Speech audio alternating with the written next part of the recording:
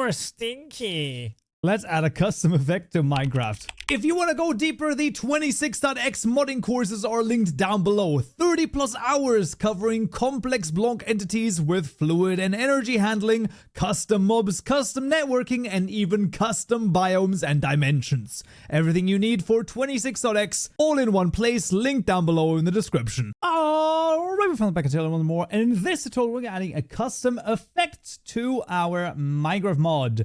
And that's going to be the stinky effect. Exactly. You're going to be stinky over here, which is actually a really cool effect in my opinion. But let's just take a look and see. So for custom effects, this is going to be a custom mob effect, you know, similar to, for example, hunger or health boost or jump boost or whatever you can think of. So in the tutorial mod package, we're going to make a new package called effect over here. And there we'll create two new Java classes. The first is the mod effects class. There's the mod effects, there we go. And the second one is going to be the stinky effect. There we go. We'll start with the stinky effect. It's actually more straightforward than you might think. This will extend from the mob effect class, very important, mob effect, not mob effects. And then we will hover over this, create constructor matching super, where we'll choose the first one, yes, making sure that this is public. And then we'll also override two methods. In this case, we will override the apply effect tick method, as well as the should apply effect tick, this tick method over here, where we will do a true. So this basically just makes sure that this method is called right here.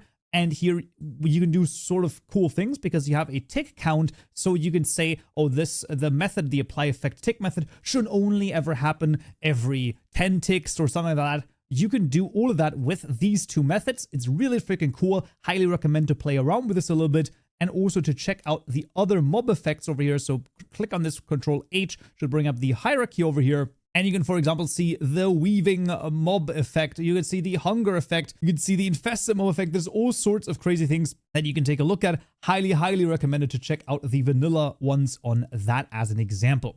Now, in the apply effect tick method, this one is going to get called every tick if an entity has this effect applied to them. And what we're going to do is we're going to make an ABBB and we're going to get the following. So this is an ABBB. And we're going to call this the bounding box. So this is basically a bounding box. We're going to have almost like a certain volume where if a mob is inside, we're going to damage it. We're going to say mob.getBoundingBox.inflate, and we're going to inflate this by amplification. So this is amplification +1. So the idea is that on level 1, we're going to have it inflated by 1, right? So we're going to go from the mob that has this effect 1 in every direction. And if there's an entity there, then it's going to get damaged. That's going to be happening with a list of entity. And that's going to be a list of entity called entities equal to the server level.getEntities. Mob bounding box is exactly right. And then we're going to go through this list. So this is going to be for each entity in entities. We're going to say if the entity is a living entity, and we will also then cast it to a living entity. Then we're going to simply call living entity hurt server, passing in the server level, passing in mob.damage sources. So this is the damage source over here of magic. In this case, that's going to be fine. And then this is going to be a damage over here, which is going to be 0.25 times amplification +1. Yes. So we're basically going to scale up over here with the amplification. And that's actually the entirety of this effect. Now, of course, if you have an idea for a different effect, then this is where your creativity comes in and your sort of Java knowledge, right? This is where you need to apply this. So if you want an effect that does something completely different, obviously, then you need to, well, change, for example, the apply effect tick method or some of the other methods that you have. You have the instantaneous effect as well, where, for example, you could do something, instantaneous, and you even have the on effect started, on effect added. There's all sorts of different things that you can do. Highly, highly recommended to check out the mob effect class as well on what else you can do. Then in the mod effects class over here, that is what we're going to have. Our public static final. What is it? Exactly. A deferred register over here of type mob effect. And this is going to be our mob_effects equal to the deferred register.create with built-in registries.mob effect and tutorial mod.modid. As per usual, all the code is available to you down below, so no worries there at all. Then we got the register method over here with an iEventBus, call event bus, and calling the mob effects register method. Absolutely fantastic.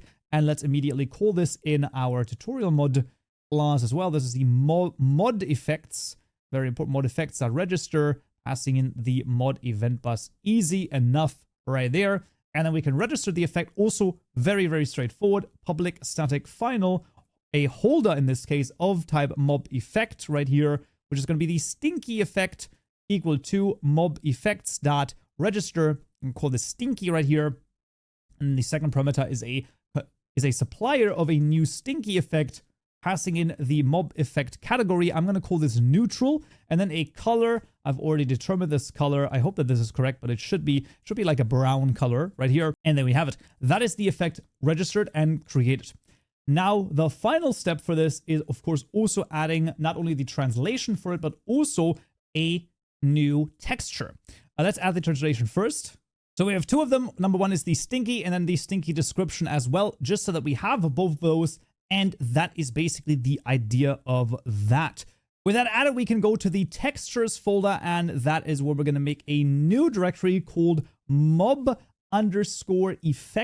Very important that this is written correctly. And then this is the stinky.png over here, of course, also available to you down below. Note that the PNGs for your custom effects, for some reason, are 18 by 18 pixels. I'm still not 100% sure why they did it. Probably because they didn't get, like 16 by 16 was probably just a little bit too small to get the proper effects going. But yeah, those are 18 by 18. This is the stinky effect one. And there we have it. That is actually everything we need. We don't even need data gen.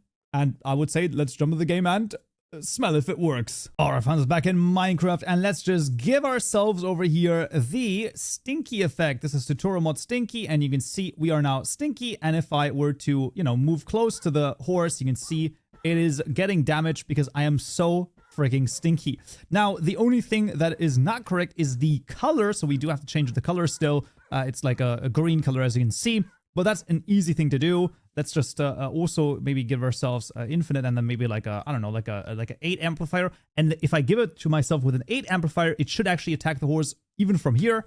There you go. Because of course the size of the bounding box increases as well as the damage. So there we go. We are a little bit stinky, but yeah, that's a custom effect added to Minecraft. There we go. We'll also change the color over here to something a little bit more brownish, because I do think that stinky and brown, I think the rest you can think about yourself.